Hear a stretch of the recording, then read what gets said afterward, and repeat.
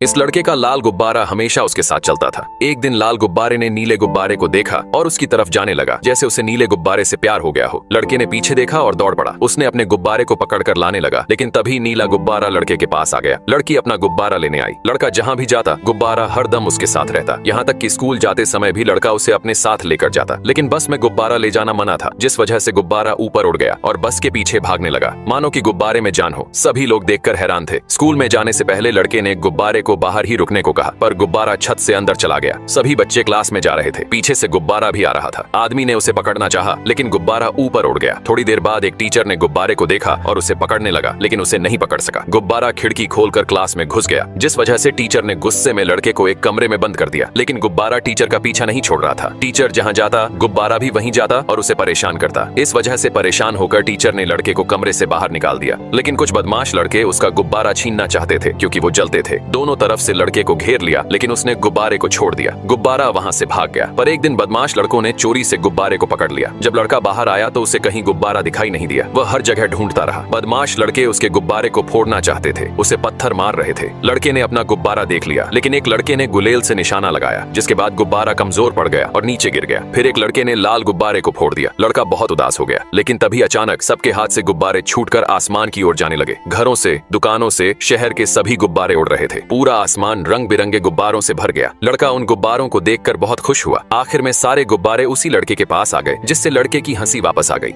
एक गरीब लड़की थी जो अपना छोटा सा ढाबा चलाती थी, लेकिन उसके हाथ का जो भी खाना खाता था बिना तारीफ किए नहीं जाता था। दूर दूर शहरों से यहाँ लोग खाने आते थे। एक दिन एक आदमी पहली बार इस ढाबे पर खाने आया। जब उसने एक कोर खाया तो उसे खाना बहुत स्वादिष्ट लगा। आदमी ने जाते जाते लड़की को एक कार्ड दिया। लड़की ने घर पर कार्ड पे लिखे पते को सर्च किया। वो एक दुनिया का सबसे मशहूर रेस्टोरेंट था, जहाँ बड़े बड़े रईस लोग ही खाने आते थे। उसी रेस्टोरेंट में एक शेफ था जो बहुत फेमस था। लड़की बहुत घबरा गई, क्योंकि वो बहुत गरीब थी। क्या पता खाना स्वादिष्ट न बन पाए, इसीलिए वो अपने ढाबे पर ही खाना बनाने लगी। उसी दिन एक बड़ी कार उसे लेने आई। लड़की अपनी गरीबी से परेशान थी, इसी वजह से वो कार में बैठ गई। लड़की को एक शानदार किचन में ले जाया गया, जहाँ सब कुछ लग्जरी था। ये सब देखकर उसके अंदर कुछ कर दिखाने की इच्छा और भी बढ़ गई। थोड़ी देर बाद कुछ शेफ्स लाइन में खड़े हुए और फेमस शेफ खुद सामने आया। उसने बताया कि आज 2 लोगों का टेस्ट लिया जाएगा। एक थी गरीब लड़की जिसका नाम लूसी था, और दूसरा जॉन, जो कि कुकिंग स्कूल से पढ़ा था। टेस्ट था सिंपल फ्राइड राइस बनाना। जॉन ने महंगे और ताजे सामानों से बड़ी ही प्रोफेशनल स्टाइल में खाना बनाया। पहले झींगे को बटर में भुना, फिर मटर और गाजर डाले। दूसरी तरफ लूसी ने फ्रिज से बचा हुआ चावल निकाला, 2 अंडे लिए और ढाबे वाले स्टाइल में तेज आंच पर फ्राई करना शुरू कर दिया। जब दोनों की प्लेट तैयार हुई, जॉन की डिश बहुत सुंदर दिख रही थी और लूसी की साधारण सी। लेकिन पॉल ने पहले जॉन की डिश देखी, फिर लूसी के चावल को सूंघा और टेस्ट किया, और बस वहीं उसने जॉन को घर भेज दिया। जॉन को बुरा लगा, लेकिन पॉल ने कुछ नहीं कहा। फिर पॉल ने लूसी से पूछा कि वह यहाँ क्यों काम करना चाहती है। लूसी ने कहा, मैं कुछ अलग करना चाहती हूँ। पॉल उसके जवाब से खुश हुआ और उसे काम पर रख लिया। काम शुरू हुआ। पॉल